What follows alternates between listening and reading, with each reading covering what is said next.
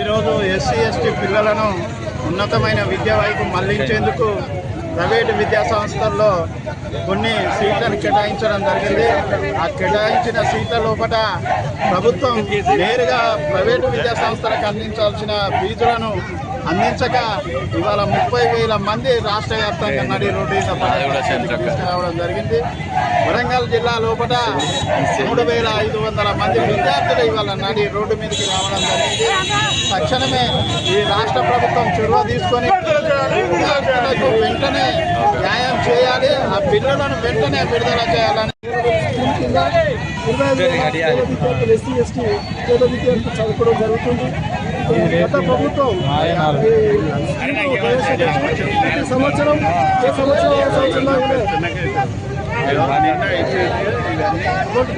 ఇవ్వడం జరిగింది. కానీ ప్రభుత్వం